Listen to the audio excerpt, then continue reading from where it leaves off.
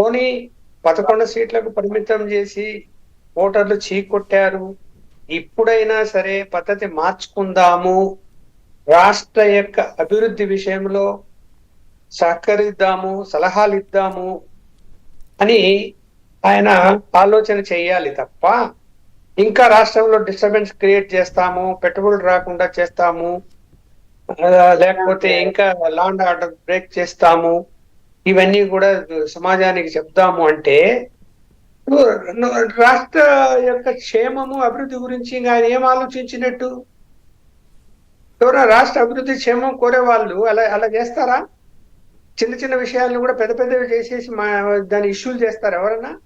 పెట్టుబడిదారులు ఎలా వస్తారండి రాష్ట్రానికి? 10 సంవత్సరాలు ఎంత నష్టపోయామో ఒక ఆంధ్రప్రదేశ్ పౌరుడిగా, నేను సీనియర్ జర్నలిస్ట్ గా కూడా నేను ఎంత నాకు ఆవేశం ఉంది, కోపం కూడా వస్తున్నది.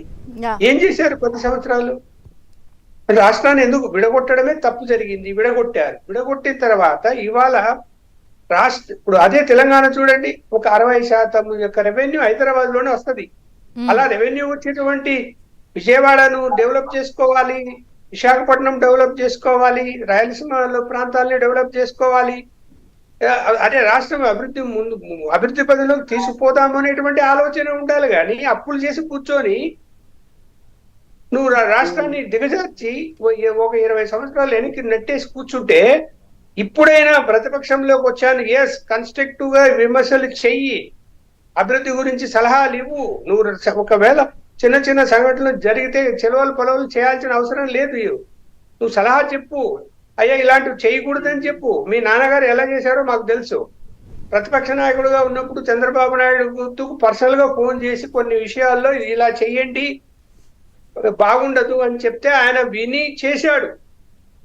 మీరు అలాంటి ఆలోచనలోకి వెళ్లకుండా ఢిల్లీకి వెళ్ళి నేను ధర్నా చేస్తా చెప్తాను మంత్రి దగ్గర, ఇక్కడ ఏదో కొంపలు మునిగిపోయాయని అంటే నువ్వు అలా ఈ యొక్క రాష్ట్రాన్ని నువ్వు బదనాం చేస్తే ఎవరు పెట్టుబడిదారులు ఇక్కడికి వస్తారండి? దేశవ్యాప్తంగా ఈ ఆంధ్రప్రదేశ్ లో ఏదో జరిగిపోతున్నది అంటే పెట్టుబడిదారులు వస్తారు ఇక్కడికి.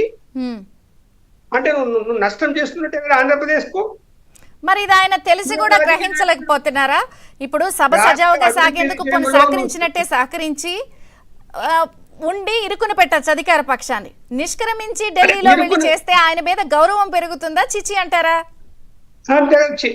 ఎవరు చీచి అంటారు? ఎవరు గౌరవం? ఎందుకు గౌరవం పెరుగుతుంది? అక్కడ గౌరవం ఎందుకు పెరుగుతుంది? నువ్వు చెప్పే ఇప్పుడు ఆయన చెప్తున్నటువంటి లా అండ్ ఆర్డర్ ఏదైతే బ్రేక్ అయిందో పూర్తి సమాచారము బయట పెట్టాడా? ఇప్పటి వరకు చెప్పలేదు. ఊరికి చెప్పేస్తున్నాడు, నోటుకు వచ్చింది. ఆయన ఎవరికైనా స్క్రిప్ట్ రాపిస్తే చెప్తున్నాడేమో తెలీదు.